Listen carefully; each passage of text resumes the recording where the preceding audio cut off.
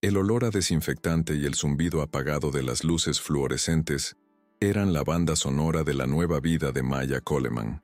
Sus manos, que durante 8 años habían sido instrumentos de curación y consuelo en los pasillos del hospital rural, ahora pasaban 8 horas al día remojándose en agua jabonosa, lavando platos en una cafetería y otras 6 horas reponiendo estantes en un supermercado.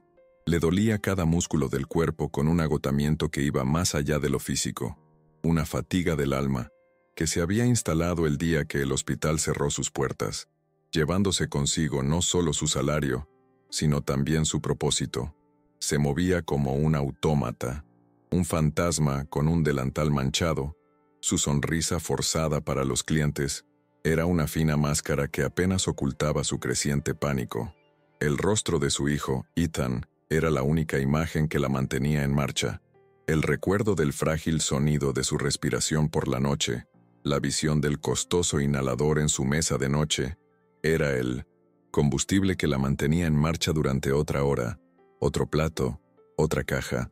Ella no solo estaba trabajando, estaba en una batalla diaria y silenciosa por la siguiente receta de la farmacia, la siguiente comida, el aire que llenaba los pulmones de su hijo. Cuando llegó a casa, mucho después de medianoche, el silencio del pequeño apartamento era casi tan opresivo como el ruido de sus 2 trabajos. El primer acto de Maya siempre era el mismo. Entraba de puntillas en la habitación de Ethan, inclinándose sobre él en la oscuridad para escuchar el ritmo de su respiración. Un suave silbido, un suspiro silencioso. Cada sonido era un barómetro de su frágil estabilidad. Solo después de este ritual, se permitió desplomarse en la silla de la cocina, donde la esperaba el verdadero monstruo. La carta de desalojo, blanca, oficial e implacable, llevaba una semana sobre la mesa, pero su poder no había disminuido. 30 días. El número resonó en su mente. Un cronómetro para el desastre. Abrió la aplicación bancaria en su teléfono. La pantalla iluminó su rostro cansado. El saldo era el mismo, $900. Lo que quedaba de su fondo de emergencia, fruto de años de vida frugal, ahora parecía una broma de mal gusto ante la catástrofe inminente. El miedo que la invadió no fue el de dormir en su coche. Era el terror de imaginar a Ethan teniendo un ataque de asma en el aire frío de la noche, sin un ambiente limpio y controlado. Era la certeza de que su pobreza ya no era un inconveniente, sino una amenaza mortal para la vida de su hijo. Fue durante una de esas noches de insomnio, con el brillo de su celular como único testigo de su desesperación, que Maya encontró un portal hacia lo imposible. Entre los anuncios de alquileres con precios pornográficos, le llamó la atención un discreto enlace a una subasta del condado. Hizo clic desesperanzada, esperando encontrar solo más puertas cerradas. Y entonces lo vio. Un lote descrito como finca rural de 3 acres, con una foto granulada que muestra una casa de campo fantasmal, con la pintura descascarada como piel quemada por el sol y una ventana que parece un ojo vacío. La oferta inicial era de $750. Un escalofrío recorrió a Maya. La idea era absurda, una locura total. La casa estaba claramente deteriorada. Podría estar llena de moho, lo que sería una sentencia de muerte para Ethan. Podría tener problemas estructurales que la agobiarían en deudas. Era un abismo disfrazado de oportunidad. Sin embargo, la alternativa era un abismo garantizado, la vida en la calle. Por primera vez en meses, una emoción que no era miedo ni agotamiento la invadió. Una chispa de iniciativa, la posibilidad de hacer algo, cualquier cosa, en lugar de simplemente reaccionar a los golpes de la vida. La imagen de aquella casa en ruinas quedó grabada en su mente, no como un hogar, sino como un bote salvavidas con fugas en un océano tempestuoso. Fue una oportunidad terrible, pero era la única oportunidad que tenía. La decisión de ir a la subasta se solidificó como una fiebre en su mente. Sabía que necesitaba una segunda opinión, una voz de la razón que la devolviera a la realidad, o, al menos, validara su locura. Su mejor amiga, Tasha, una mujer pragmática que la había ayudado con innumerables comidas y la había escuchado atentamente, casi dejó caer el teléfono cuando escuchó el plan.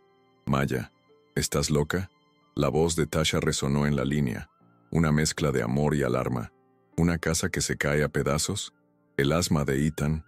Ya sabes lo que puede hacer el moho. ¿Y si se agrietan los cimientos? ¿Y el pozo? Eso no es una inversión, es un agujero negro financiero.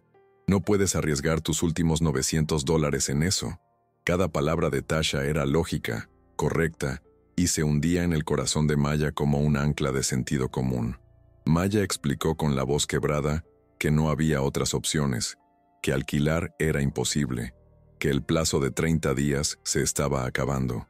Ella no estaba eligiendo la casa, estaba eligiendo la única puerta que no estaba cerrada. Sé que es un riesgo, admitió Maya, pero la certeza de estar en la calle con él es un riesgo aún mayor. Al menos la tierra es nuestra. Al menos tenemos un techo. La conversación terminó con Tasha rogándole que lo reconsiderara, pero el silencio que siguió solo fortaleció la determinación de Maya. La lógica no pagaría el alquiler, la esperanza tal vez podría comprar un milagro. El día de la subasta, Maya llevaba el atuendo más profesional que tenía, un blazer y una blusa, viejos que habían visto días mejores, en un inútil intento de armarse de una confianza que no sentía. Dejó a Ethan con Tasha, quien le dio un fuerte abrazo y una mirada que decía, «Por favor, no hagas esto». El juzgado del condado era un lugar frío y austero. El sonido de sus tacones sobre el suelo de mármol hacía eco del latido nervioso de su propio corazón. Ella se sentó atrás, encorvada en su silla, sintiéndose como una impostora. La sala estaba llena de hombres de mediana edad con camisetas, polo y sonrisas de dientes afilados. Inversores profesionales que hojeaban catálogos y charlaban en una jerga que ella no entendía. Exudaban una familiaridad depredadora con el proceso, tratando el destino de la propiedad y las vidas ligadas a ella como un juego de números. Maya agarró la correa de su bolso, donde un sobre contenía los $900 que representaban su pasado, presente y futuro. Ella observó cómo otras propiedades eran adquiridas a una velocidad vertiginosa, y los precios ascendían a decenas de miles de dólares. El miedo la paralizó. ¿Qué hacía allí? Era una sardina en un tanque de tiburones, a punto de ser devorada. La tentación de huir era casi abrumadora, pero la imagen del rostro dormido de Ethan la mantuvo clavada en el lugar. Lote 74, anunció el subastador con su voz monótona rompiendo el trance de Maya. Finca rural, 3 acres, tal como se describe. La foto de la casa abandonada apareció en una pantalla grande, con un aspecto aún más desolado que en su teléfono. Se hizo el silencio en la sala. Nadie parecía interesado. Oferta inicial, $750. El subastador observó a la multitud. A Maya se le encogió el corazón. Era ahora o nunca. Levantó la mano, un gesto pequeño y vacilante. «Tenemos 750», dijo el subastador, mirándola a los ojos un instante. «800», dijo una voz tranquila desde el otro lado de la habitación. Maya giró la cabeza y vio a un hombre fornido de unos 40 años que ni siquiera levantaba la vista de su teléfono. Era Sam Reynolds. «850», espetó Maya, con la voz más alta esta vez, impulsada por la adrenalina. «900», dijo Sam, aún con aspecto indiferente. El número la golpeó como un puñetazo. Era el final. Todo tu dinero. El subastador empezó a contar. «900, te doy uno». En un acto de desesperación, Maya gritó. «900 también». La sala quedó en silencio, y el subastador la miró con lástima. «Así no funciona, señora». Un rubor de humillación ardió en el rostro de Maya. Fue en ese momento de incómodo silencio que algo cambió. Sam Reynolds finalmente levantó la vista de su teléfono. Sus ojos, que antes parecían aburridos, ahora estaban fijos en Maya. Él realmente la vio, no como una competidora, sino como una persona. Vio la vieja chaqueta, las manos retorciendo nerviosamente la correa de su bolso, la mezcla de pánico y determinación en su rostro. No era la expresión de un inversor intentando obtener beneficios. Era la expresión de alguien al borde de un precipicio. Su rostro se suavizó por un instante y una expresión ilegible pasó por sus ojos. Miró al subastador y meneó la cabeza con un suspiro. «¿Sabes qué?», dijo lo suficientemente alto para que todos lo oyeran. Pensándolo bien, esta propiedad va a dar mucho trabajo. Retiro mi oferta. El subastador, sorprendido, dudó un segundo antes de bajar el mazo. Vendido, por $850 para ti. Maya se quedó paralizada. El sonido del martillo resonó en sus oídos. No lo había entendido bien. ¿Ganó? ¿Por menos de su límite? Una oleada de alivio tan intensa la invadió que casi se sintió mareada. Lo había logrado. Ella había logrado lo imposible. Tenía un lugar. En la oficina del secretario del condado, el olor a papel viejo y tinta fresca llenaba el aire. Maya firmó los papeles, con las manos todavía temblando por las consecuencias de la adrenalina. Le entregó el sobre con $850, dejándole $50 a su nombre. Fue aterrador y emocionante a la vez. La empleada, una mujer de mediana edad con gafas que le subían al puente de la nariz, tomó los documentos y le sonrió. Una sonrisa a la vez amable y un poco misteriosa. «Felicidades, querida. Así que eres la nueva dueña de la casa Mercer», dijo estampando los papeles con un golpe sordo y satisfactorio. El nombre le sonó extraño a Maya. Mercer. Me sorprendió que finalmente alguien lo comprara. Nadie ha tocado esa propiedad en décadas. La empleada se inclinó hacia adelante y bajó la voz como si quisiera compartir un secreto. Tiene una gran historia, ¿sabes? Una historia muy triste. Ten cuidado ahí fuera.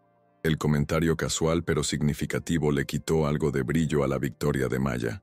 Una nube de inquietud empezó a formarse sobre la euforia. ¿Qué clase de historia? ¿Por qué nadie la quería? De repente, la casa abandonada no solo era un desafío estructural y financiero, sino también un lugar con un pasado que, al parecer, todavía rondaba el presente. Maya recogió a Ethan en la casa de Tasha, con el rostro radiante por una victoria que intentaba desesperadamente hacer parecer una decisión sensata. «Lo logramos, mi amor. Tenemos un hogar», dijo, abrazándolo fuerte. Mientras conducían por el sinuoso camino rural, ella pintó una imagen idílica de un futuro que apenas podía imaginar. Un patio trasero gigante para que él explorara, una casa en el árbol, un lugar que realmente sería de ellos. Ethan, con la fe inocente que solo un niño de 12 años puede tener, sonrió, sus ojos brillando con la promesa de aventura. La realidad, cuando tomaron el camino de tierra que conducía a la propiedad, fue la demolición instantánea de sus frágiles sueños. La casa no solo era rústica, estaba en ruinas. La maleza alta había devorado lo que una vez fue un jardín. El porche delantero se inclinaba peligrosamente y la carpintería de las paredes estaba tan gris y desgastada que parecía tan vieja como la tierra misma. Silencio era profundo, roto solo por el sonido del viento silbando a través de las ventanas rotas. La sonrisa de Ethan vaciló y desapareció, reemplazada por una expresión de confusión y decepción. «¿Está aquí, mami?», preguntó con voz pequeña e insegura. Maya sintió una punzada de vergüenza y fracaso, pero forzó una sonrisa. «Sí, cariño. Solo necesita un poco de amor». El interior de la casa era un asalto a los sentidos. Tan pronto como Maya empujó la puerta atascada, un espeso olor a moho, polvo y descomposición animal los envolvió. Un aire tan denso que era casi palpable. La luz del sol que entraba por las ventanas sucias revelaba una escena de devastación. El yeso se desprendió de las paredes en pedazos, dejando al descubierto los listones de madera que había debajo, como si fueran las costillas de un esqueleto. El suelo estaba cubierto de escombros, hojas secas, muebles rotos y una capa de polvo tan espesa que parecía un sudario. Telarañas del tamaño de platos colgaban de las esquinas y el aire estaba lleno de partículas flotantes que bailaban en los rayos de luz. Maya intentó mantener la compostura, pero el optimismo forzado se le apagó en la garganta. Fue entonces cuando sucedió. Ethan, que había entrado vacilante tras ella, empezó a toser. Al principio, una tos seca y grave. Entonces, más fuerte, un sonido le atravesó el pecho, encorvó los hombros y comenzó el silbido agudo y aterrador, el sonido de sus vías respiratorias cerrándose. Sus ojos se abrieron de par en par presa del pánico buscando los de ella. «Mami, no puedo hacerlo. El ataque de asma fue violento e instantáneo. La casa, su refugio desesperado, estaba envenenando a su hijo ante sus ojos. El pánico le dio a Maya una fuerza sobrenatural. Agarró a Ethan, cuyo cuerpo estaba tenso por la dificultad para respirar, y salió corriendo de la casa tóxica hacia el aire relativamente limpio del patio trasero. Ella lo sentó en el suelo, sacó el inhalador de emergencia de su bolso y lo ayudó a usarlo, mientras su propia respiración se entrecortaba con cada silbido que él hacía. Lentamente, con un dolor insoportable, la medicina empezó a hacer efecto. Las sibilancias remitieron, la tos se calmó, y el pálido rostro de Ethan recuperó el color. Estaba exhausto y asustado, aferrándose a ella como si fuera la única cosa sólida del universo. Y en ese momento, se sintió todo menos sólida. Era un fracaso. Tasha tenía razón. Todos tenían razón. Había cambiado un apartamento seguro, aunque temporal, por una trampa mortal. Había arriesgado la vida de su hijo en una apuesta estúpida. Al caer la noche, la dura realidad de su situación los golpeó. No podían regresar a la casa, y no tenían a dónde ir. Sin dinero para un hotel, su única opción era el coche. Esa noche, mientras Ethan dormía intranquilo en el asiento del pasajero, Maya permaneció despierta al volante, mirando la silueta oscura de la casa, un monumento a su peor error. Cada respiración que daba su hijo era un recordatorio de lo cerca que había estado de perderlo. La fría luz de la mañana traía consigo un sentimiento de humillación y desesperanza. Maya se despertó con el cuello rígido y los ojos ardientes, después de haber dormido solo unos minutos. Estaba formulando un plan para llamar a Tasha, admitir la derrota y rogarle por un lugar en su sofá, cuando un suave golpe en la ventanilla del lado del conductor la hizo saltar. Afuera estaba parada una mujer mayor, con cabello blanco atado en un moño suelto, y ojos que contenían una profunda bondad a pesar de las arrugas que los rodeaban. Ella sostenía una cesta de mimbre cubierta con un paño de cocina. «Pensé que les gustaría tomar un café caliente y unos muffins», dijo la mujer con voz suave y reconfortante. «Soy Iris Burns. Vivo en la colina. Vi el coche aquí anoche». Impresionada por la inesperada amabilidad, Maya abrió la puerta. «Soy Maya. Y él es Ethan. Gracias, no tenías por qué hacerlo». Iris sonrió. «Tonterías. Nadie debería empezar el día sin un buen desayuno». Mientras Ethan, ahora despierto, devoraba un muffin de arándanos, Iris miraba la casa con una expresión triste. «Así que compraste la vieja casa Mercer. ¡Qué valiente!». A Josephine le alegraría saber que alguien está intentando devolverle la vida a este lugar. El nombre Mercer otra vez. Maya sintió un escalofrío al recordar la advertencia del dependiente. «¿Josephine Mercer? ¿La conocías?». El rostro de Iris se suavizó al recordarlo. «Ah, sí. Todos aquí la conocían. Josephine era nuestra curandera, una herbolaria brillante. La gente venía de todas partes por sus tés y ungüentos. Tenía un don. Ayudó a mi esposo con su artritis como ningún médico podría», dijo Iris con la mirada perdida en el pasado. Pero era muy reservada, y un día simplemente desapareció. Iris bajó la voz. Era 1989. Desapareció. Lo dejó todo. Su coche en el garaje, su comida en la despensa, como si se hubiera esfumado. La policía investigó un tiempo, pero dijeron que probablemente simplemente se fue. Quienes la conocimos nunca lo creímos. La historia de Iris transformó la casa de una simple ruina a un escenario de misterio. Antes de que Maya pudiera hacer más preguntas, el sonido de otro vehículo acercándose por el camino de tierra llamó su atención. Una camioneta se detuvo detrás del auto de Maya y, para su total sorpresa, la persona que salió del asiento del conductor fue Sam Reynolds, el hombre de la subasta. Maya sintió que se le enrojecía la cara de vergüenza. El hombre que había presenciado su humillación en la subasta ahora presenciaba su indigencia. Esperaba una mirada de lástima o, peor aún, de «te lo dije». Pero Sam Reynolds no le ofreció ninguna de las dos. Se acercó con una sonrisa torpe, acompañado de una niña de unos 10 años que se aferraba a su mano. «Buenos días», dijo, dirigiéndose a Maya. «Pasaba por aquí y vi el coche. Pensé en parar a ver si todo estaba bien. Esta es mi hija Lily». Miró la casa, y luego volvió a mirar a Maya, con expresión de genuina preocupación. Mire, soy contratista. Sé que ayer competí con usted, pero la verdad es que pensé que necesitaba este lugar más que yo. Si no le importa, me gustaría echarle un vistazo a la estructura, sin costo, solo para que sepa con qué se enfrenta. La oferta la dejó sin palabras. Sam ya no parecía un tiburón, parecía un vecino, un padre. A regañadientes aceptó. Durante 1 hora recorrió la propiedad, golpeando las paredes, examinando los cimientos y subiéndose al techo crujiente. Finalmente regresó, con el rostro serio. Los cimientos son de piedra y sólidos como una roca, pero el resto, el techo, el cableado, la plomería, todo necesita una reforma. Te espera una reparación importante de al menos $30,000. La cifra, $30,000, flotaba en el aire como una sentencia de muerte. Era una cantidad tan absurda, tan fuera de su alcance, que Maya casi se rió de lo absurdo de su situación. Había comprado un problema de $30,000 con apenas dinero suficiente para pagar un mes de alquiler. El último vestigio de esperanza se extinguió, dejándola con un frío vacío en el estómago. Le dio las gracias a Sam con voz hueca y sin emoción. Se sentía completamente derrotada. Sam la miró, luego a Ethan, que estaba sentado en el césped con Lily, y vio la profundidad de su desesperación.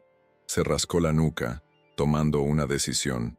«Mira, Maya», empezó con voz suave, «nadie puede vivir en esa casa así, sobre todo con el estado de tu hijo. Tengo una caravana en casa. No es gran cosa, pero está limpia. Tiene calefacción y camas de verdad. ¿Por qué no se quedan? Puedo aparcarla aquí en el aparcamiento. Tendrían un sitio seguro donde quedarse mientras se organizan». Las lágrimas que Maya había contenido por tanto tiempo finalmente llegaron. No eran lágrimas de tristeza, sino de gratitud tan abrumadora que la dejaron sin aliento.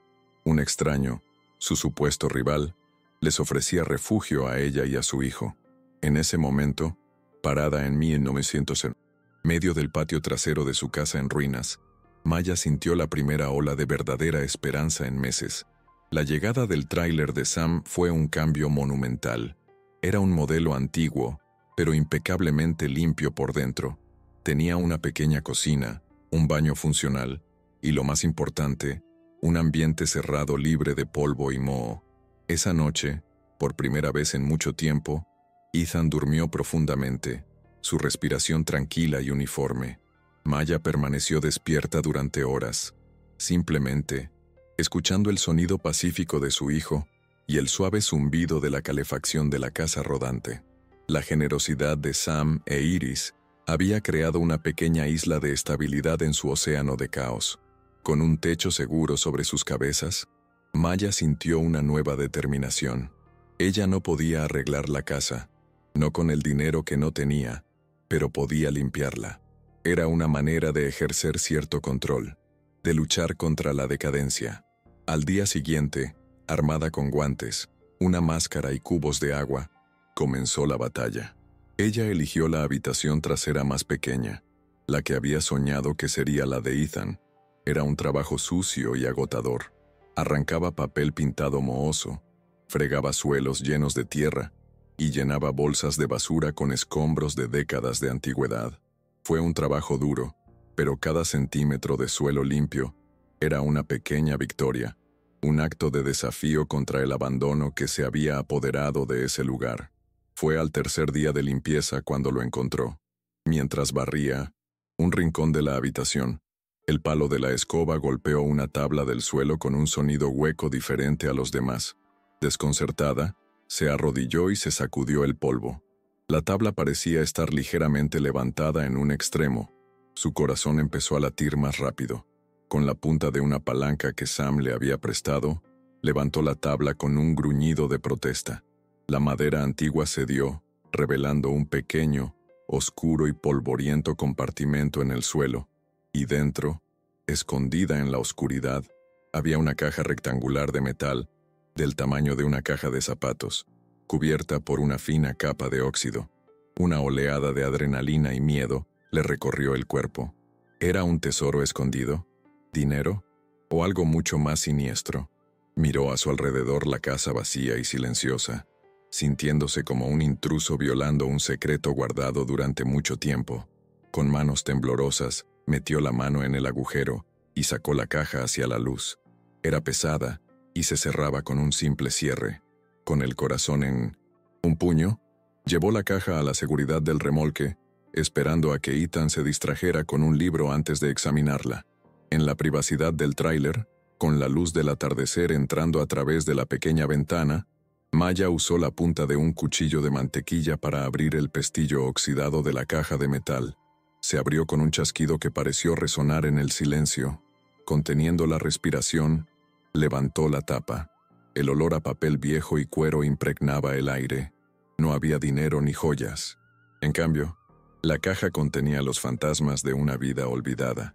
Encima había un fajo de fotografías en blanco y negro, atadas con una cinta descolorida. Mostraban a una mujer inteligente, de aspecto serio, a veces en un laboratorio, a veces en un jardín, sus ojos brillando con notable intensidad. Debajo de las fotografías había una pesada y ornamentada llave de bronce con un diseño intrincado que no parecía una llave de puerta común. Y en el fondo de la caja, el objeto más sustancial, un grueso diario encuadernado en cuero, con sus páginas amarillentas por el paso del tiempo. En la primera página, con una letra elegante y precisa, se leía: Josephine Mercer, Ph.D., propiedad de. Maya sintió un escalofrío. Ella sostenía la voz de la mujer que había desaparecido. Estaba a punto de descubrir los secretos que aquella casa guardaba también. Esa noche, después de que Ethan se durmiera, Maya se sentó en la pequeña mesa del remolque con una taza de té y abrió el diario de Josephine. Las primeras entradas fueron fascinantes. Josephine no era solo una herbolaria, como había dicho Iris. Era una científica de pleno derecho, con un doctorado en bioquímica vegetal de la Universidad de Cornell.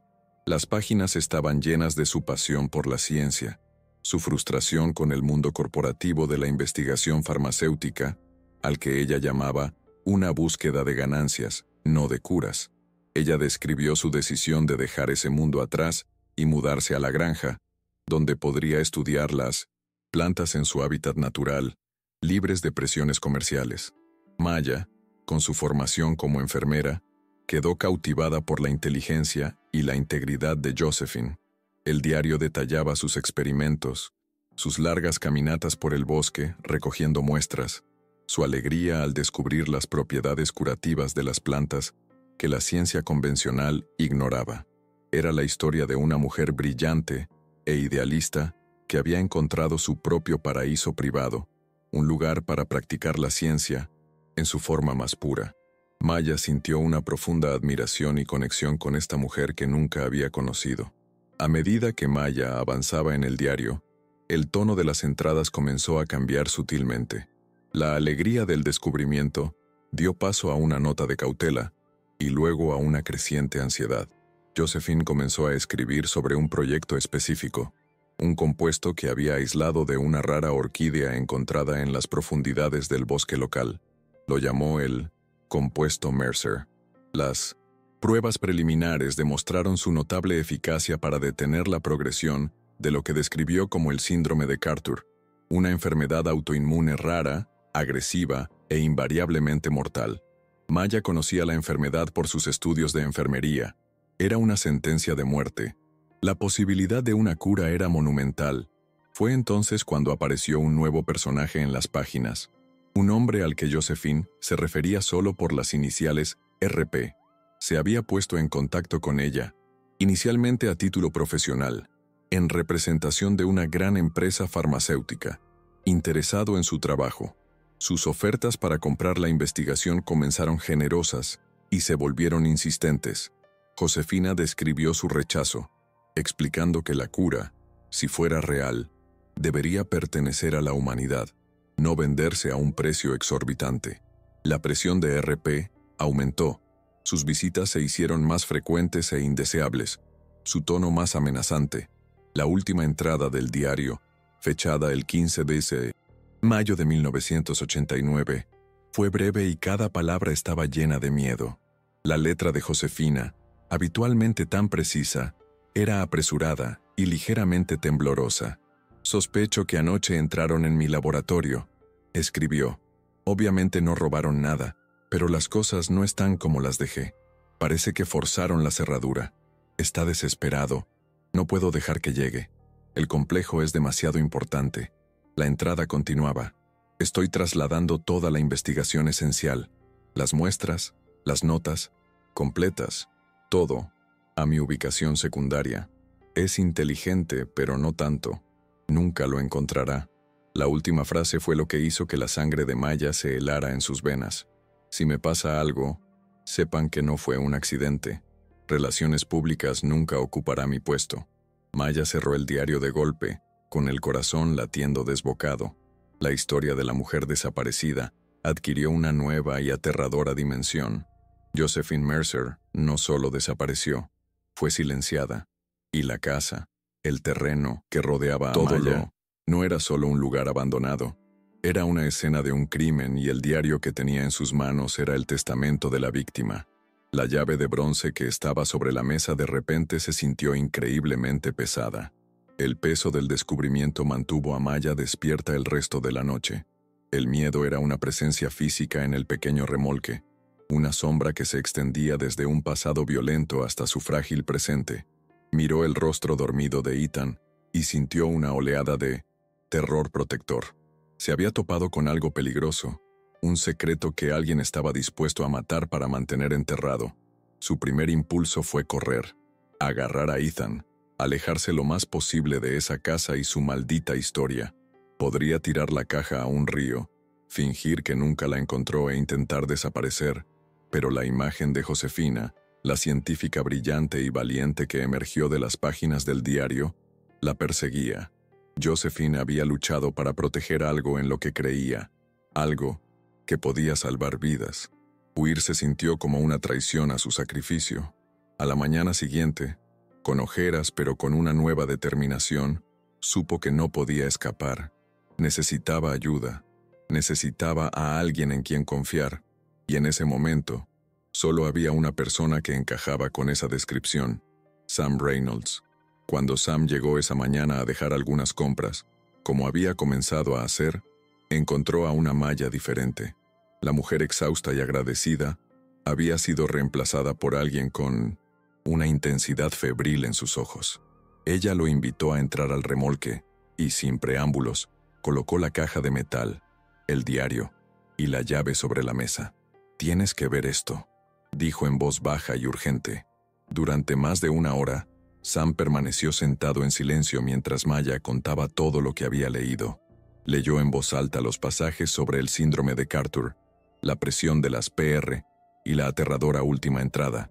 Cuando terminó, el silencio en la caravana era denso. Sam cogió el diario y pasó los dedos por la cubierta de cuero como si sintiera la presencia de Josephine. Miró las fotos, a la mujer seria en el laboratorio. Su rostro palideció. «Síndrome de Carter», dijo con la voz quebrada. «Mi difunta esposa, Sarah, de eso murió hace 5 años. Los médicos no tenían nada que ofrecerle salvo cuidados paliativos». La revelación impactó a Maya como una onda expansiva. El misterio abstracto de Josephine se había vuelto brutalmente personal para ambas. Su dolor compartido y su nuevo propósito forjaron una alianza inquebrantable entre ellos. La búsqueda de justicia para Josefina ya no consistía solo en honrar a una extraña. Para Sam, se trataba de la posibilidad de que hubiera existido una cura, oculta mientras la mujer que amaba sufría. «RP», repitió Sam, y el nombre sonó como una maldición. «Farmacéuticas Radcliffe». Maya lo miró sorprendida. «¿Cómo lo sabes?» «Mi padre trabajó en la construcción de su sede en los años 80», explicó Sam. «El director ejecutivo en 1930. Aquel momento era un hombre despiadado llamado Richard Patton. Todos le temían. Richard Patton. RP». Las piezas encajaron con una claridad aterradora. La avaricia corporativa tenía nombre y rostro. Su determinación se consolidó. Ya no se trataba solo de un misterio. Se enfrentaban a un enemigo poderoso e identificable. Su atención se centró en la llave de bronce sobre la mesa. Pesada, antigua y ornamentada. No era una llave de casa. Era la clave de la ubicación secundaria de Josephine, el lugar donde había escondido la investigación que le salvó la vida. La pregunta ahora era, ¿dónde estaba la cerradura? Armados con la llave y un nuevo sentido de urgencia, Maya y Sam comenzaron una búsqueda sistemática de la propiedad. Registraron cada centímetro de la casa principal, golpeando paredes, levantando tablas sueltas, pero no encontraron nada. La cerradura no estaba allí. Salieron, adentrándose en el terreno cubierto de maleza. Había un viejo granero, al borde del derrumbe, y un pequeño cobertizo que parecía haber sido utilizado para guardar herramientas de jardinería. El granero no reveló nada más que nidos de ratas y heno podrido. Fue en el cobertizo donde Sam, con su ojo de contratista, notó algo que Maya había pasado por alto. La pared trasera, aunque cubierta con la misma madera vieja y gris que el resto de la estructura, parecía diferente. Las tablas eran más uniformes, los clavos más nuevos. Era sutil, una anomalía que solo un ojo experto podría detectar. Eso se añadió después, murmuró Sam. Empujó la pared con el hombro y, con un crujido de madera que protestaba, una sección entera de la pared se abrió hacia adentro, revelando una puerta ingeniosamente camuflada. En la oscuridad que se abrió, había una única cerradura de latón, oxidada por el paso del tiempo, pero idéntica en diseño a la llave que sostenía Maya. Con el corazón latiéndole con fuerza, Maya insertó la llave en la cerradura. Giraba con sorprendente suavidad, como si hubiera estado esperando ese momento durante 30 años. La puerta oculta se abrió por completo, revelando no la oscuridad húmeda que esperaban, sino una escalera de hormigón que conducía al sótano. Un interruptor al lado de la puerta todavía funcionaba, y cuando Sam lo accionaba, las luces fluorescentes parpadeaban debajo, revelando un espectáculo increíble. No era un sótano, era un laboratorio, un santuario científico congelado en el tiempo. Los bancos de acero inoxidable estaban repletos de vasos, tubos de ensayo y cristalería, todos cubiertos por una fina capa de polvo pero por lo demás organizados. Los gráficos y las ecuaciones químicas todavía estaban fijados en un tablero de corcho. Los estantes cubrían una pared y estaban llenos de frascos etiquetados que contenían plantas secas y extractos. El aire era fresco y seco, y de alguna manera un sistema de ventilación aún funcionaba. Josefina había construido una fortaleza subterránea para su trabajo, un lugar aislado del mundo, y en el centro de la habitación, como un altar, había una gran caja fuerte de acero, del tipo que se ve en los bancos. Era el corazón del secreto de Josefina. La bóveda era una fortaleza dentro de una fortaleza. Era un modelo antiguo, operado por un dial combinado, y parecía impenetrable. La frustración y la admiración se debatían en el interior de Maya. Josefina era brillante, pero su cautela era ahora un obstáculo formidable. Sam examinó la caja fuerte con una sonrisa irónica en su rostro. «Soy un contratista, ¿no? Un ladrón de cajas fuertes», dijo. Pasaron horas en el laboratorio, buscando cualquier pista que Josephine pudiera haber dejado. Un número escrito, una fecha significativa. No encontraron nada. Se dieron cuenta de que la respuesta no estaba en el laboratorio, sino en el diario. Regresaron al tráiler y releyeron cada palabra, cada nota. Fue Maya quien se dio cuenta. En un pasaje donde Josephine describió su pasión por la botánica, mencionó a su profesora favorita en Cornell, una mujer que la inspiró, y citó su libro favorito, Principios de Bioquímica, página 19, figura 88. Parecía una referencia académica al azar. ¿Y si no es al azar?, se preguntó Maya. ¿Y si es la combinación? Fue una apuesta desesperada. Regresaron al laboratorio. 19 a la derecha, 88 a la izquierda. Probaron variaciones. Y entonces Sam probó el más sencillo, 1988. Giraron el dial, conteniendo la respiración. Con un fuerte clic metálico, la cerradura se desbloqueó. La puerta de la bóveda era pesada, todo su peso Sam para usó abrirla, revelando el tesoro que Josephine Mercer había muerto por proteger. El interior estaba perfectamente organizado. Había estantes con pequeños viales refrigerados que contenían un líquido ámbar, el compuesto Mercer. Había pilas de cuadernos de tapa dura, incluso más detallados que el diario, que contenían la fórmula exacta, los resultados de las pruebas, los protocolos de extracción y los datos sin procesar de años de investigación. Fue el trabajo de toda una vida. Y, encima, en un sobre lacrado había una carta dirigida a quien corresponda. Con manos temblorosas, Maya lo abrió y leyó en voz alta. Era una declaración legal, escrita y firmada por Josefina. En él, detalló las amenazas de Richard Patton de Radcliffe Pharmaceuticals, su negativa a vender y su temor de que él intentara robarle su trabajo. Ella legó su investigación no a una empresa, sino a cualquier fundación o institución que aceptara desarrollarla y distribuirla a precio de costo. La curación es de los enfermos, no de las juntas directivas, concluía la carta. Era la prueba definitiva, el arma homicida, el motivo y la voluntad de la víctima, todo en un solo lugar. La euforia de descubrir la caja fuerte fue rápidamente reemplazada por una nueva y siniestra realidad. La actividad en la propiedad, por discreta que intentaran ser, no pasó desapercibida. Una tarde, mientras Maya y Sam catalogaban cuadernos en el laboratorio, el sonido de un coche que se acercaba los dejó paralizados.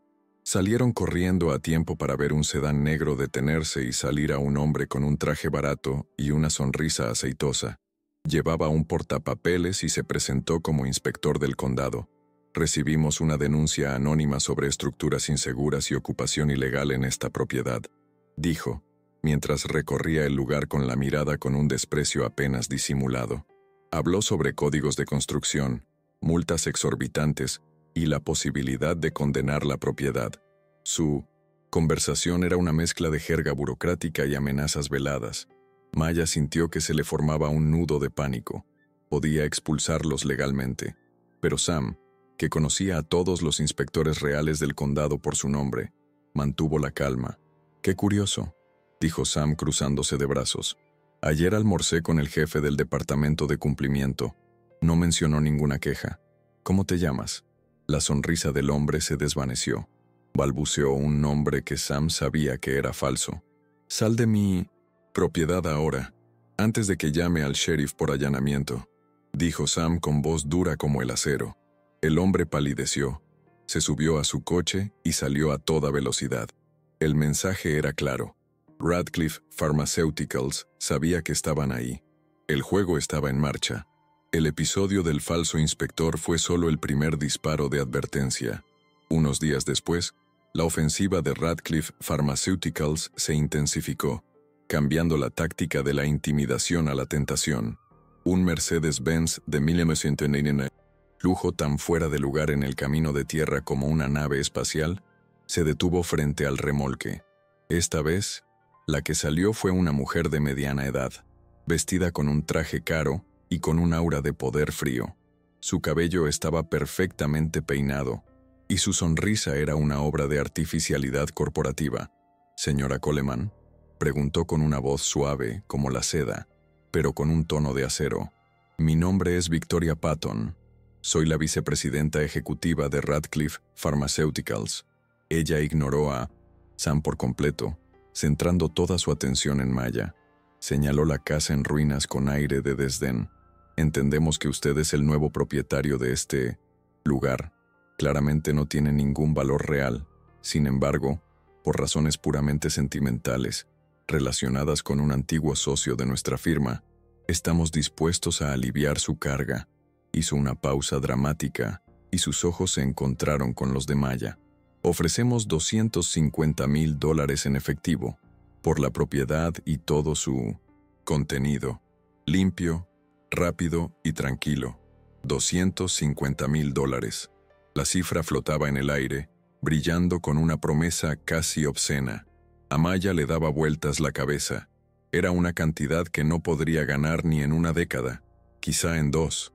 Significó el fin de sus 2 trabajos, el fin de la preocupación por las facturas, el fin del miedo constante.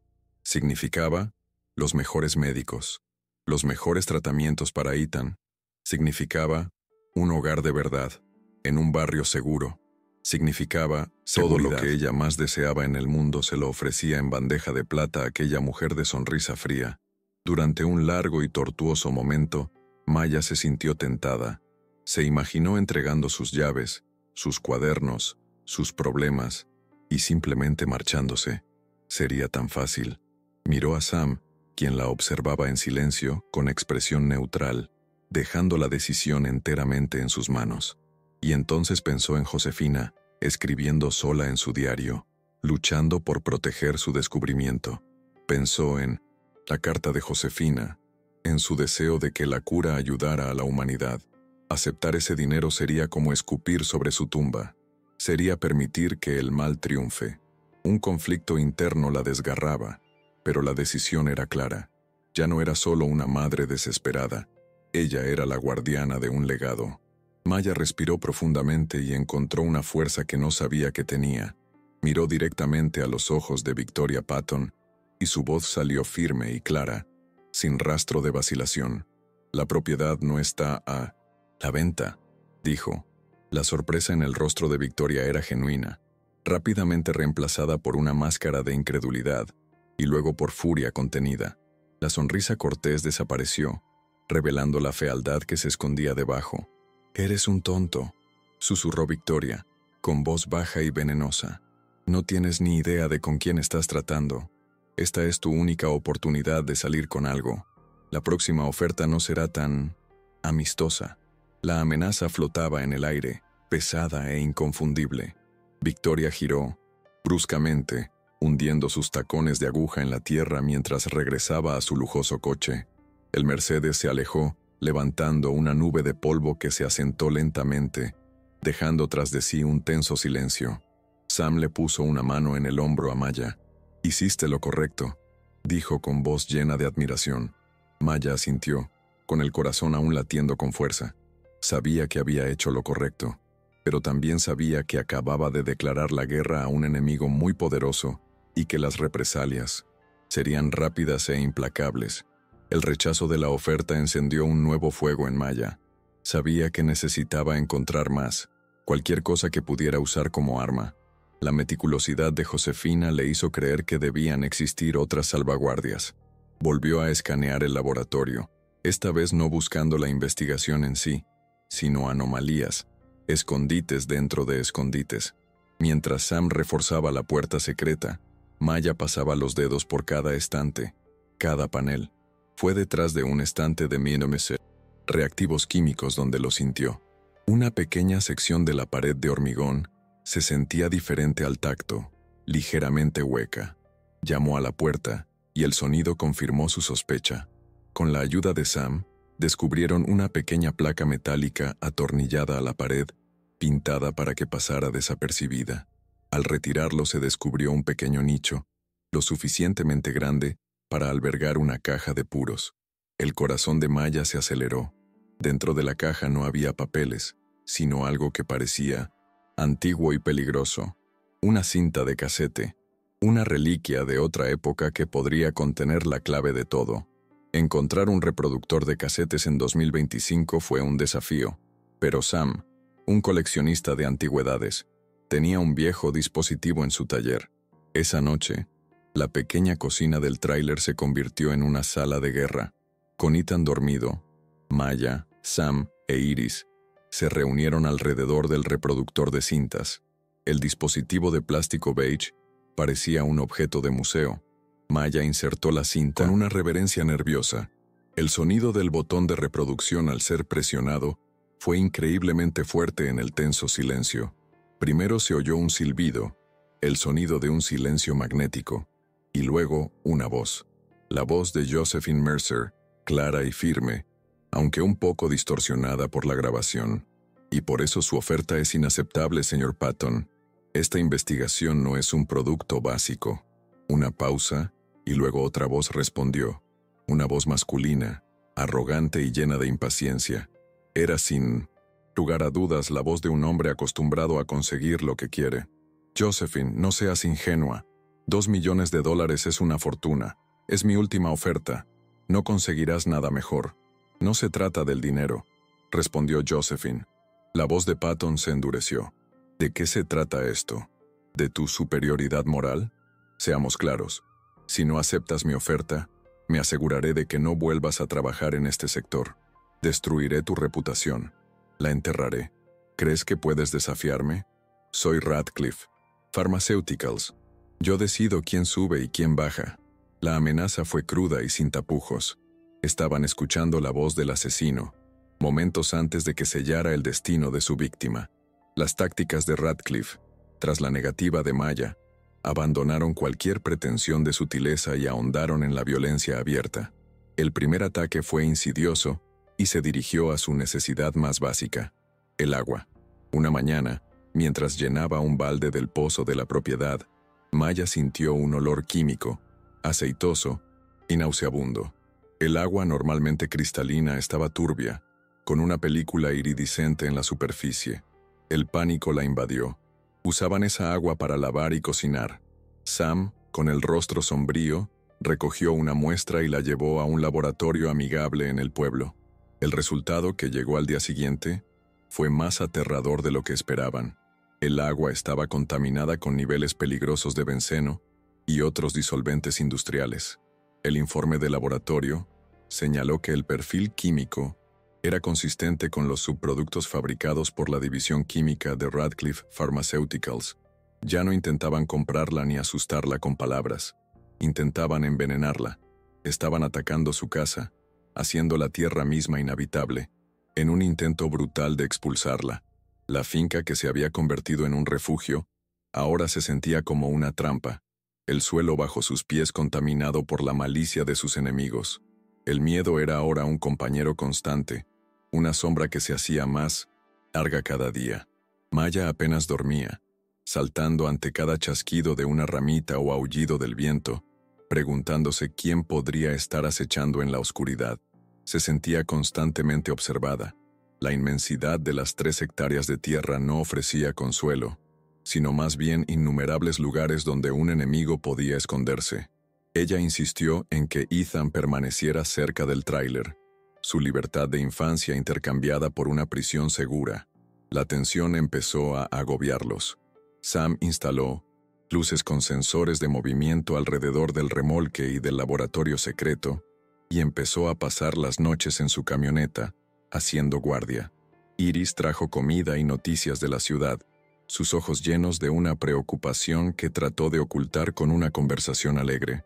Pero la sensación de asedio era innegable. Eran 4 personas comunes y corrientes, enfrentadas al poder y la crueldad de una corporación multimillonaria. La lucha por la justicia para Josephine se había convertido en una batalla desesperada por la supervivencia, y Maya sintió que los muros se cerraban, lenta pero inexorablemente, a su alrededor. El siguiente ataque no llegó a través de la tierra, sino a través de las ondas de radio, una brecha digital que de alguna manera fue aún más aterradora. El celular de Maya sonó.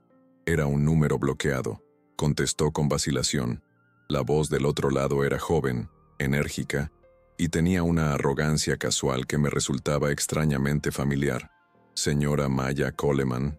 ¿Quién es?, preguntó Maya con el corazón acelerado.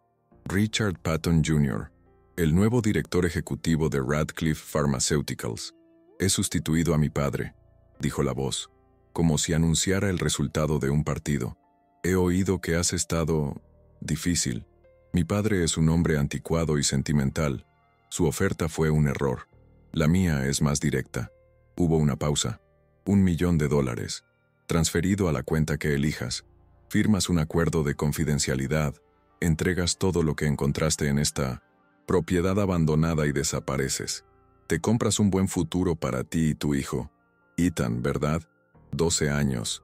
Problemas respiratorios. Qué lástima. El uso del nombre de Ethan, la mención de su condición, fue como un puñetazo en el estómago. Si se niega. La voz de Patton Jr. perdió toda su ligereza, volviéndose fría como el hielo. Tendré que usar otros recursos para asegurarme de que el futuro de su hijo no sea tan prometedor. Los niños con asma son muy frágiles. Sería una tragedia si algo sucediera. Maya dejó caer el teléfono de golpe, y el dispositivo se le cayó de la mano temblorosa. Salió corriendo del remolque, jadeando, doblada sobre sí misma y con las manos sobre las rodillas, intentando luchar contra las náuseas. La amenaza ya no era de dinero ni de reputación, era sobre la vida de su hijo. Richard Patton Jr. había cruzado la línea final y más sagrada. El miedo que sentía antes era pálido comparado con el terror primigenio que ahora la consumía. Era un miedo animal, el instinto de una madre de proteger a sus crías a cualquier coste. Corrió hacia el remolque, donde Ethan estaba leyendo, ajeno a la tormenta que acababa de caer sobre sus vidas. Ella lo abrazó con una ferocidad que lo asustó. «Mamá, ¿qué pasa?» «Nada, mi amor. Simplemente te amo mucho», susurró en su cabello con la voz quebrada. En ese momento, la lucha cambió. Ya no se trataba de justicia para Josephine. Ya no se trataba del bien común. Se trataba de la supervivencia de Ethan. La corporación Sin Rostro ahora tenía la voz de Richard Patton Jr., y esa voz resonaba en sus pesadillas, recordándole que el objetivo ya no era ella, sino lo más preciado de su universo. El pánico resultó terriblemente profético. Al día siguiente de la llamada, la realidad de la amenaza de Patton Jr. se manifestó de forma cruel e íntima. Maya estaba empacando la mochila de Ethan para una visita supervisada a la casa de la hija de Sam, Lily, cuando agarró su inhalador de emergencia para asegurarse de que estuviera lleno.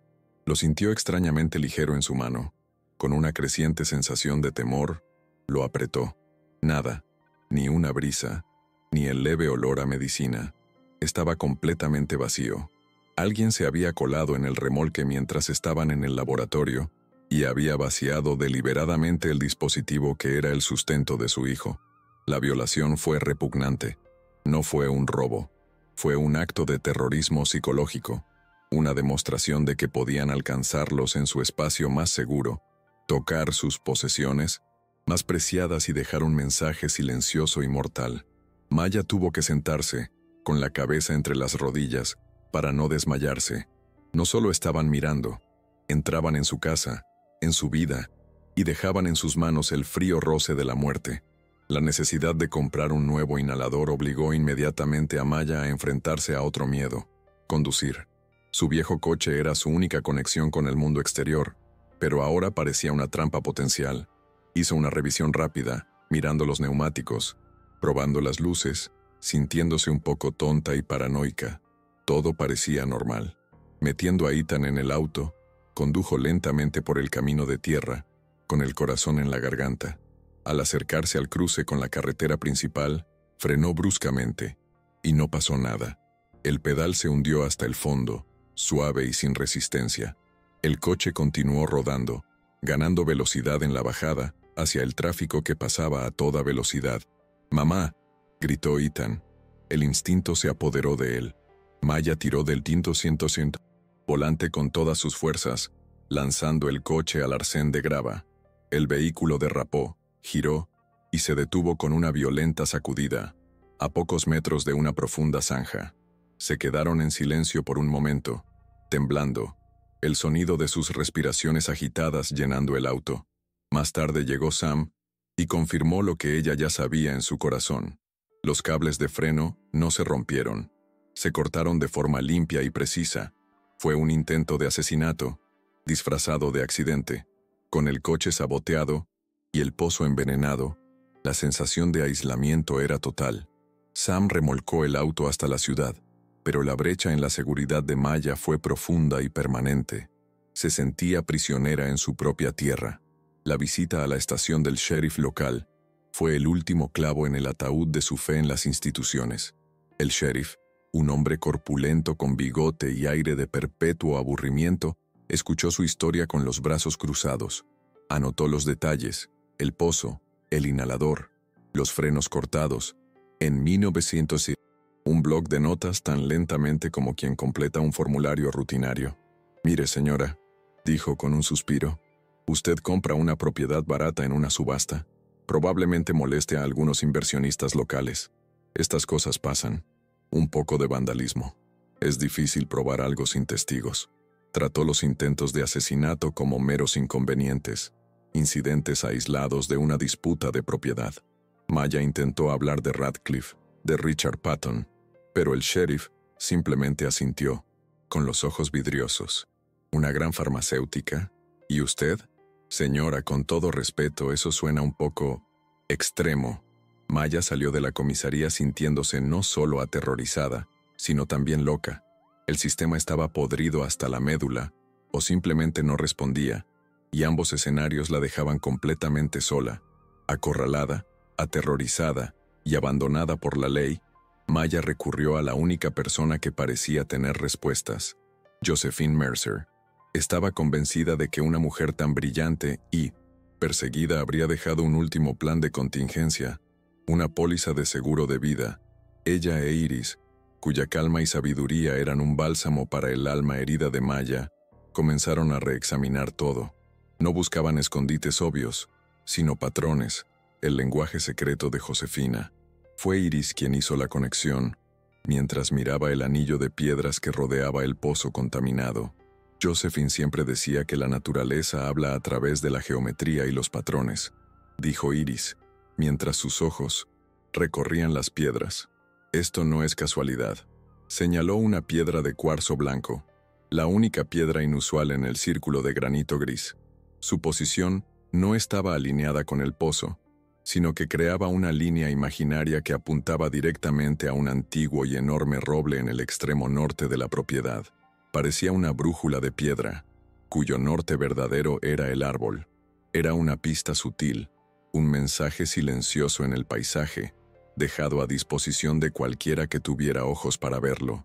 Con palas y una renovada esperanza que rayaba en la desesperación, Maya y Sam comenzaron a cavar en la base del viejo roble, justo donde terminaba la línea imaginaria del pozo. El suelo era duro y lleno de raíces, y el trabajo era lento y arduo. Durante más de una hora no encontraron nada más que tierra y rocas. La esperanza de Maya comenzó a desvanecerse, y el temor de que solo estuvieran persiguiendo fantasmas comenzó a instalarse. Fue entonces cuando la pala de Sam golpeó algo con un sonido metálico sordo. Con cuidado excavaron alrededor del objeto, revelando un cilindro de metal, similar a un estuche para documentos, sellado con cera para hacerlo impermeable. Era el último escondite de Josephine. Llevaron el contenedor al remolque. La atmósfera estaba cargada de una anticipación casi insoportable. En el interior, protegido de la humedad durante más de 30 años, se encontraba el último arsenal de Josefina.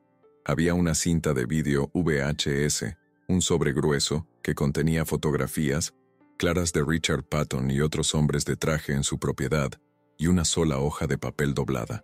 Al desplegarlo, Maya vio un conjunto de números. No era un código ni una fórmula. Eran coordenadas geográficas. El descubrimiento de las coordenadas fue un momento de triunfo, la última pieza del rompecabezas de Josefina. Pero el tiempo, que siempre había sido un enemigo, estaba a punto de convertirse en un verdugo. Mientras intentaban descubrir cómo ver la cinta VHS y qué hacer con las coordenadas, el sonido de dos autos que se acercaban rápidamente los alertó. Esta vez, no eran secuaces ni ejecutivos. Eran vehículos oficiales de la oficina del sheriff. Salieron dos policías, uno de ellos el mismísimo sheriff con aspecto aburrido, y le entregaron a Maya un documento oficial. No era una orden de registro, era una orden judicial de emergencia, una orden de desalojo. El documento, firmado por un juez llamado Albright, declaró la propiedad como un peligro ambiental y estructural inmediato, citando un informe de inspección anónimo. La orden fue clara. Maya y su hijo tenían 24 horas para desalojar la propiedad. Después de ese tiempo, los arrestarían por allanamiento. Iris, que se había unido a ellos, leyó el nombre del juez y se burló. La jueza Albright, compañera de golf de Richard Patton durante 40 años. Patton ya no intenta asustarla. Usa el sistema legal como arma privada para expulsarla y quedarse con todo. 24 horas. El plazo fue un golpe de gracia. Fue el jaque mate de Radcliffe. En un día perderían el acceso al laboratorio, a las pruebas, a todo. La casa, con todos sus secretos, sería entregada a manos de sus enemigos. El pánico que siguió fue lo peor de todo. La sensación de impotencia era total. Habían luchado, habían descubierto la verdad, pero el poder y la corrupción del dinero parecían invencibles. Sam quería barricadar la propiedad, luchar físicamente, pero Maya sabía que sería inútil. Los arrestarían, los servicios sociales se llevarían a Ethan, y Patton ganaría. Esa noche, la desesperación en el tráiler era tan espesa que podía cortarse con un cuchillo. Maya miró las pruebas extendidas sobre la mesa, el diario, las cintas, las fotografías, las coordenadas, el trabajo de la vida y la muerte de una mujer. Parecía que todo sería en vano. Fue entonces cuando, en medio de la desesperación, se encendió una chispa de su antigua identidad de enfermera. En una crisis, no te quedas paralizado. Actúas. Haces un triage. Llamas a los expertos. Ella contestó el teléfono. No había tiempo para tener miedo. Solo había tiempo para luchar. La primera llamada de Maya fue a la única persona del mundo profesional en la que confiaba implícitamente, el doctor Anjali Chen, su ex supervisora en el hospital. La doctora Chen era una mujer de gran integridad y una red de contactos que se extendía mucho más allá del pequeño mundo rural en el que vivían. Con voz temblorosa pero no quebrada, Maya contó toda la historia en un torrente febril de 10 minutos. La casa, Josephine, la cura, Radcliffe, Patton, las amenazas, los intentos de asesinato y la orden de desalojo de 24 horas. Al otro lado de la línea, se hizo un silencio atónito, seguido de una declaración firme. No te muevas, Maya. No salgas de la propiedad. Voy a hacer algunas llamadas. Esto está muy por encima de la policía local. Necesitas mucha caballería. Fiel a su palabra, el teléfono de Maya comenzó a sonar minutos después. La primera llamada fue de una mujer con una voz cortante y analítica que se presentó como Elara Vance, una de las principales abogadas de patentes del país, especializada en litigios contra grandes compañías farmacéuticas. Ella le dijo a Maya que no hablara con nadie más y que estaba presentando una moción de emergencia para anular la orden de desalojo por motivos de fraude. La segunda llamada que recibió Maya, menos de media hora después, fue de un número de Nueva York. La voz al otro lado era tranquila, inquisitiva e irradiaba una autoridad serena. «Señora Coleman, me llamo Catherine Weiland». Maya casi dejó caer el teléfono. Catherine Weiland no era solo una periodista. Ella era una leyenda, una periodista de investigación ganadora del premio Pulitzer, cuyo trabajo había expuesto escándalos corporativos y derribado políticos. Su nombre era sinónimo de verdad y justicia. La doctora Chen me contó lo esencial de su historia, dijo Weiland. Suena extraordinario. Y si es cierto, importante en la que he trabajado en años. Tengo a mi equipo y a un experto en video forense conmigo. Estaremos allí en un jet privado en 6 horas. ¿Puedes darnos acceso a la cinta VHS y a todo lo demás? Maya, atónita, accedió. Simultáneamente, Sam, usando un contacto de su época militar, organizó una reunión urgente con la oficina regional del FBI en un pueblo vecino, sin pasar por la oficina del sheriff local. La marea estaba cambiando. La pequeña y aislada isla de Maya estaba a punto de convertirse en el epicentro de una tormenta nacional, y ella ya no estaba sola en el barco. El encuentro con el FBI fue como entrar en un universo paralelo. En una sala de conferencias estéril, lejos de la polvorienta estación del sheriff, Maya y Sam se encontraron con 2 agentes de aspecto serio que escuchaban con una intensidad que era al mismo tiempo intimidante y reconfortante. Maya, con la ayuda de Sam, contó la historia desde el principio, esta vez no como una víctima asustada, sino como un testigo que presentaba un caso.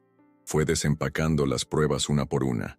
El diario de Josephine, la carta de la caja fuerte, la cinta de casete con la voz de Patton, las fotos de él en la propiedad, la cinta VHS recién descubierta y, finalmente, las coordenadas. Los agentes examinaron cada objeto. Cuando Maya terminó, el agente principal, un hombre llamado Davis, la miró con una nueva expresión de respeto. «Señora Coleman», dijo, «lo que ha hecho es extraordinario, y puede que sea la pieza que falta en un rompecabezas que llevamos años armando». reveló que Richard Patton y Radcliffe ya estaban bajo investigación federal por fraude, soborno y manipulación del mercado. Patton es un fantasma. Siempre limpia sus huellas.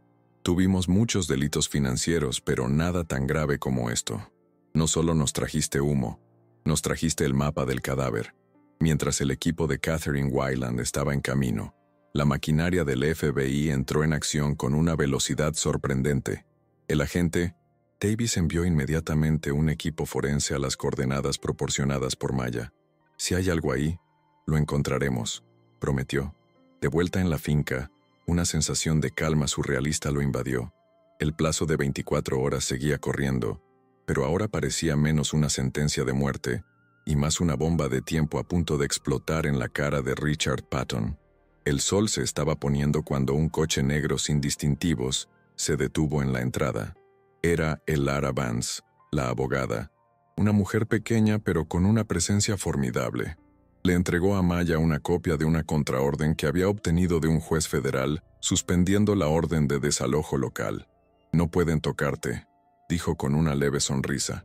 «He presentado una orden de alejamiento contra Richard Patton, su hijo y cualquier empleado de Radcliffe. Si se acercan a menos de 1 milla de distancia, serán arrestados». Por primera vez, Maya sintió el poder de la ley trabajando a su favor. La fortaleza de Patton estaba empezando a resquebrajarse.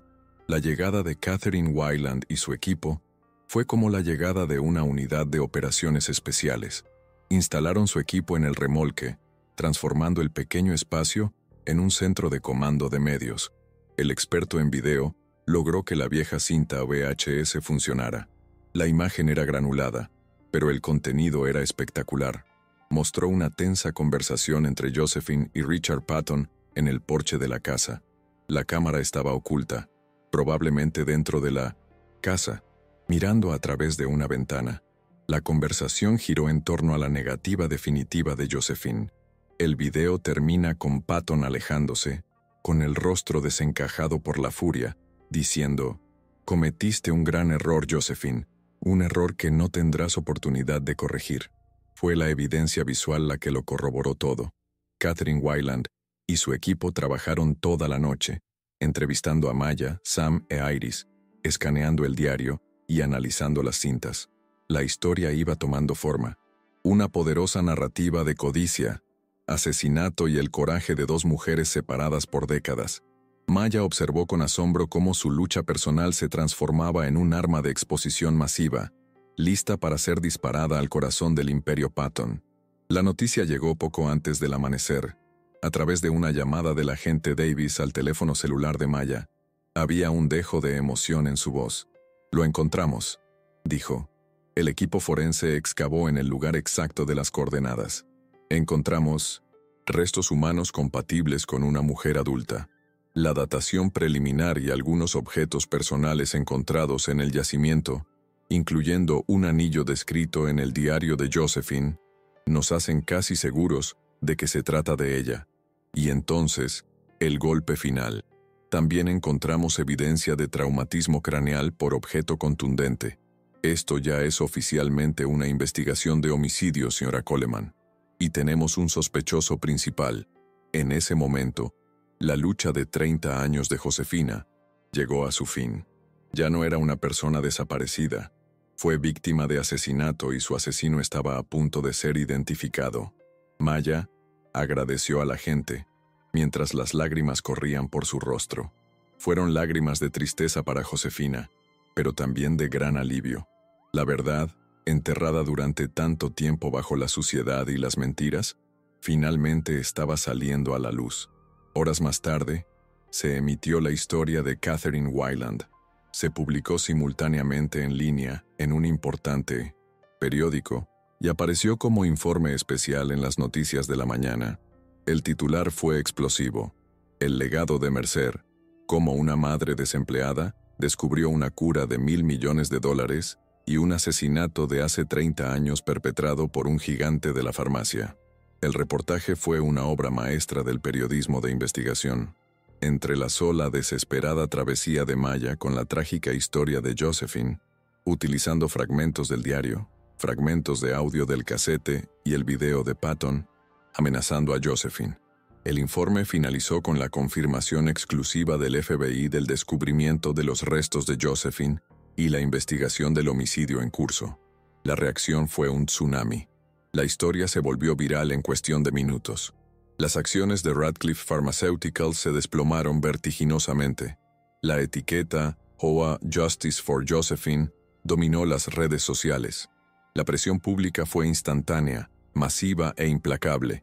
El imperio que Richard Patton había construido sobre el crimen secreto se desmoronaba en tiempo real, ante la mirada de todo el mundo. La caída de los Patton fue tan rápida como brutal. Ante la avalancha de pruebas y la furia de la opinión pública, el FBI actuó. Las imágenes de Richard Patton, ahora un anciano frágil, siendo escoltado fuera de su mansión palaciega, se han vuelto icónicas. Su rostro, antaño símbolo de poder e impunidad, estaba marcado por la confusión y la conmoción de un rey depuesto. Richard Patton Jr., el arrogante heredero que había amenazado la vida de Ethan, también fue arrestado, acusado de conspiración, obstrucción de la justicia y múltiples intentos de intimidar y asesinar a Maya. Victoria Patton y otros ejecutivos de Radcliffe también fueron acusados, y la compañía se derrumbó bajo el peso de investigaciones federales y demandas multimillonarias. Para Maya, ver las noticias fue una experiencia surrealista. Los monstruos que la habían aterrorizado en la oscuridad ahora eran solo hombres, expuestos y patéticos, bajo la cruda luz de la justicia. La guerra había terminado, y ella, la improbable soldado que había ido a la batalla armada solo con la desesperación, había ganado. Han pasado 6 meses. El juicio de Richard Patton fue el acontecimiento mediático del año. Frente al diario, las cintas, el vídeo y el abrumador testimonio de Josephine, fue declarado culpable de asesinato en primer grado. El juez, al dictarle sentencia de cadena perpetua sin posibilidad de libertad condicional, calificó sus acciones como el colmo de la codicia y la depravación humana. Richard Patton Jr. también fue condenado por sus cargos, recibiendo una larga sentencia que le aseguraría pasar las mejores décadas de su vida tras las rejas. Radcliffe Pharmaceuticals, como entidad, fue disuelta y sus activos liquidados para pagar las enormes multas y acuerdos. La justicia, demorada durante más de 30 años, finalmente se había hecho de manera completa e inequívoca. Los fantasmas del pasado habían sido exorcizados no solo de la finca Mercer, sino del mundo. La vida en la propiedad, ahora oficialmente rebautizada como Mercer Gardens, fue un testimonio de resiliencia y comunidad. La historia de Maya generó un gran apoyo. Sindicatos de la construcción, grupos de jardinería y voluntarios locales acudieron los fines de semana, convirtiendo la restauración de la casa en un proyecto comunitario. Sam lideró el esfuerzo, y la casa, una vez en ruinas, renació, viga por viga, más fuerte y más hermosa que nunca. Pero la mayor transformación fue la de Maya. Con la ayuda de la abogada Elara Vance, creó la Fundación Josephine Mercer. La fundación se convirtió en la guardiana legal de la investigación de Josephine. En lugar de vender la patente, se asociaron con laboratorios éticos para desarrollar el compuesto Mercer, con la estipulación contractual de que estaría disponible a precio de costo. La mujer que no podía pagar el inhalador de su hijo ahora estaba al mando de una fundación que garantizaría que millones de personas tuvieran acceso a una cura que les salvaría la vida. Con los fondos iniciales provenientes de un acuerdo judicial sobre el patrimonio liquidado de Radcliffe, la Fundación Mercer comenzó su trabajo. La primera iniciativa de Maya fue crear una clínica de salud móvil, un autobús totalmente equipado que viajaba a las mismas comunidades rurales que habían sido abandonadas cuando cerró el hospital local. Fue un regreso a sus raíces, un círculo completo. Ya no trabajaba como enfermera en la clínica, pues su tiempo lo ocupaba la administración de la fundación, pero estuvo presente en cada paso, hablando con los pacientes, escuchando sus historias, asegurándose de que el legado de Josephine fuera de cuidado y compasión, no de comercio. Había encontrado un propósito mucho mayor del que jamás había imaginado. No solo curaba enfermedades, estaba tratando de arreglar una pequeña parte del sistema roto que la había llevado a la desesperación en primer lugar. Un año después de que Maya compró la casa, se llevó a cabo una celebración en Mercer Gardens. El sol de la tarde brillaba sobre una casa perfectamente restaurada, con un acogedor porche y exuberantes jardines llenos de hierbas medicinales, un tributo viviente a Josefina. El aire estaba lleno de risas y olor a barbacoa. La fiesta fue una mezcla ecléctica de personas cuyas vidas habían sido tocadas por la historia. Iris y los vecinos, el equipo de Catherine Wyland, el agente del FBI Davis, el doctor Chen y decenas de voluntarios que ayudaron a reconstruir la casa. Ethan, que ahora tenía 13 años, corría por el césped, respirando con facilidad y dificultad, jugando a la pelota con Lily y otros amigos. Era un niño diferente, libre de la sombra de la enfermedad y la pobreza. El miedo había sido reemplazado por una alegría despreocupada que llenaba el corazón de Maya cada vez que lo miraba. Maya avanzó por la fiesta. Ya no era la mujer asustada e invisible que alguna vez fue, sino una líder, comunitaria tranquila y segura de sí misma. Ella y Sam se tomaron de la mano. Su asociación, forjada en el miedo y la crisis, había florecido en un amor profundo y tranquilo.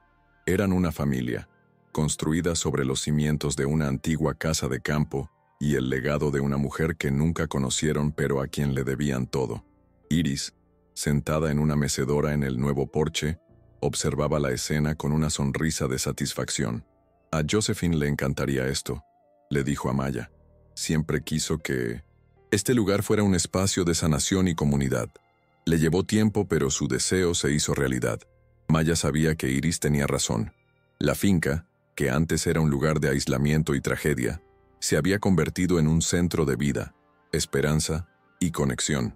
Más tarde, cuando el sol se puso, pintando el cielo de tonos naranja y púrpura, Maya se alejó de la multitud y caminó hacia el borde del jardín. Ella miró la casa iluminada, a la gente riendo en el patio, a su hijo corriendo libremente. Recordó su viaje. La mujer que había acudido a esa subasta hacía un año estaba arruinada, desesperada y dispuesta a apostar hasta el último dólar en una oportunidad imposible.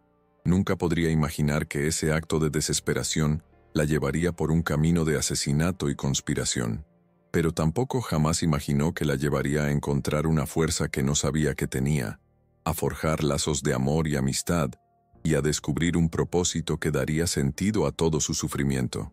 Ella no solo había encontrado un hogar, se había encontrado a sí misma.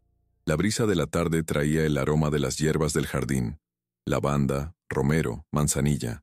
Maya cerró los ojos, sintiendo una profunda sensación de paz. El legado de Josefina no fue solo una fórmula en un laboratorio o en los fondos de una fundación.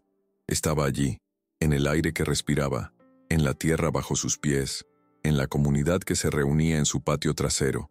Fue un legado de resiliencia, integridad y la inquebrantable creencia de que el derecho debe prevalecer sobre la fuerza. Maya abrió los ojos y miró las estrellas que comenzaban a aparecer en el cielo. Hizo una promesa silenciosa a Josefina, la mujer cuyo espíritu parecía entretejido en la esencia misma del lugar. Ella juró que nunca olvidaría el precio que se pagó por esa paz y que pasaría el resto de su vida honrando el sacrificio de Josefina, asegurándose de que su luz nunca se apagara nuevamente. En los meses posteriores a la celebración, la vida de Maya adquirió un ritmo nuevo y gratificante. Los días ya no eran una lucha por la supervivencia, sino una construcción de propósitos. Las mañanas no comenzaban con una alarma estridente para un trabajo sin alma, sino con un paseo por los jardines con Sam, una taza de café en el porche y una discusión de los planes para el día. La Fundación Mercer creció, y con ella, la responsabilidad de Maya. Se convirtió en una elocuente defensora de la reforma del sistema de salud, utilizando su historia personal y el legado de Josephine para defender un sistema más ético y accesible en conferencias y audiencias.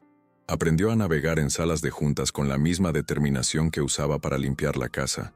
Su voz, una vez silenciada por el miedo, ahora resonaba con autoridad y pasión. Ethan prosperó en su nuevo entorno. La estabilidad, el aire fresco y la ausencia del estrés constante que antes impregnaba la vida de su madre hicieron maravillas con su salud. Su asma se ha convertido en una condición manejable, y no en una amenaza constante. Se destacó en la escuela local, hizo amigos con facilidad y descubrió una pasión por la ciencia, sin duda inspirada por las historias de Josephine y el trabajo de su madre. Pasó horas en el antiguo laboratorio, que Maya y Sam habían transformado en un centro educativo para la comunidad, con un pequeño museo dedicado a la vida y obra de Josephine. La casa, que antes casi lo asfixiaba, se convirtió en su patio de recreo y su aula, un lugar de infinitos descubrimientos. La relación de Maya y Sam se ha profundizado, arraigada en un respeto mutuo y experiencias compartidas que pocas parejas podrían imaginar. Eran socios en toda la extensión de la palabra. Sam supervisó el mantenimiento y la expansión de Mercer Gardens, transformando el granero en un taller comunitario y construyendo invernaderos para la investigación continua de la fundación. Encontraron alegría en las cosas simples: cocinar la cena juntos, ver películas con Ethan y Lily, o simplemente sentarse tranquilamente en el porche, mirando la puesta de sol. Su amor no era un romance de cuento de hadas, sino algo más fuerte y real, construido sobre las cenizas de un pasado difícil y cimentado por un compromiso compartido por un futuro mejor. Iris Barnes se convirtió en una figura constante y querida en la vida de la familia, una abuela honoraria de Ethan y Lily. Ella era la guardiana de la historia oral de la finca, el puente viviente entre el pasado de Josephine y el presente de Maya. Ella le enseñó a Maya sobre las hierbas que cultivaba Josephine, compartiendo recetas y conocimientos que se habían transmitido de generación en generación. A través de Iris, Maya comprendió que el legado de Josephine no era solo científico, sino también profundamente humano, arraigado en la sabiduría popular y en la tradición de cuidarnos unos a otros. La amistad entre ambas mujeres, una joven que lo había perdido todo y una anciana que lo recordaba todo, fue uno de los pilares más fuertes de la nueva vida que construyeron. 2 años después de la condena de Patton, se publicó la noticia de la primera ronda de ensayos clínicos del Mercer 1. Los resultados fueron aún más prometedores de lo que Josephine había anticipado. El compuesto no solo detuvo el síndrome de Carter, sino que en algunos casos revirtió el daño, ofreciendo esperanza de una recuperación completa. La noticia se celebró tranquilamente en Mercer Gardens, no con champán, sino con un sentimiento de asombro y profunda gratitud. Maya sabía que este era el verdadero clímax de la historia. No es el arresto de un mal hombre, sino la prueba de que el trabajo de una buena mujer viviría para salvar incontables vidas. Fue la reivindicación final de su lucha, la prueba de que honrar el legado de Josefina fue la decisión más importante que había tomado jamás. La historia de Maya Coleman y Josephine Mercer se ha convertido en una especie de leyenda moderna, un cuento de hadas de la vida real, como lo describió un artículo de 1900. Una revista. Ha sido tema de documentales y libros, pero para Maya, la realidad era mucho más simple y profunda. Ocasionalmente recibía cartas de personas cuyas vidas habían sido salvadas por el tratamiento, o de jóvenes científicos inspirados por la historia de Josephine a seguir una carrera en investigación ética. Cada carta era un recordatorio de los efectos dominó de sus acciones, de la red de conexiones que se extendía desde su acto inicial de desesperación. Aprendió que el coraje no era la ausencia de miedo, sino la acción a pesar de él, y que el legado más duradero que una persona puede dejar es el impacto positivo que tiene en la vida de los demás.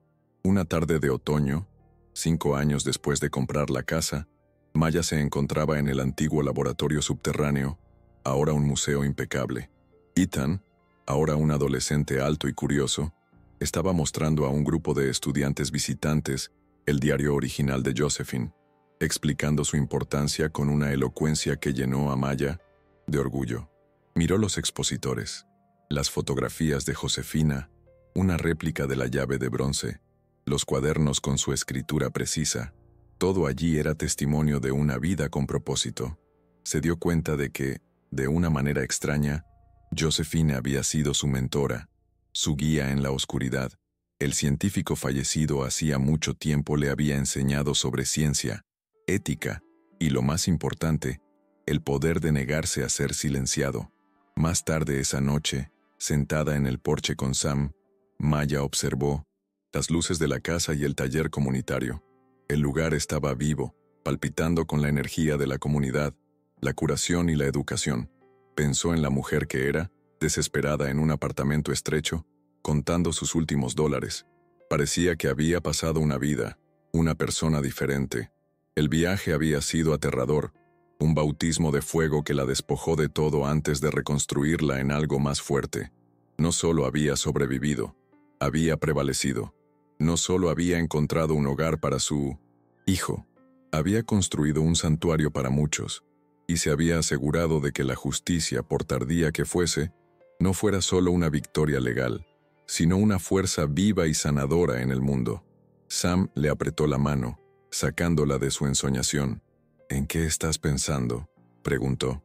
Maya sonrió, una sonrisa genuina y serena. «En todo», respondió.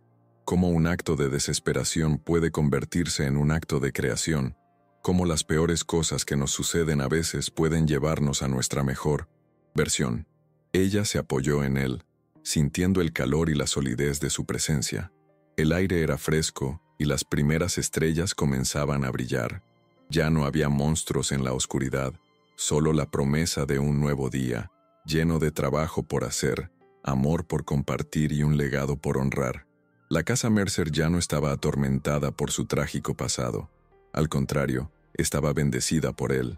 Y así, la historia de Maya Coleman, que comenzó con un final, encontró su verdadero comienzo, no en un tribunal ni en un titular de periódico, sino en la quietud de una tarde de otoño, en el porche de una granja resucitada. Se convirtió en la guardiana de un jardín, tanto literal como figurativamente, cultivando esperanza donde antes había desesperación y sanando donde antes había dolor. El legado de Josephine Mercer finalmente estaba completo, no como una trágica nota a pie de página en la historia de la codicia corporativa, sino como el prólogo de una nueva era de ciencia compasiva, liderada por una mujer común y corriente que se negó a rendirse. Y en Mercer Gardens, bajo la atenta mirada de las estrellas, la vida seguía floreciendo, prueba de que la luz más brillante a menudo proviene de la oscuridad más profunda.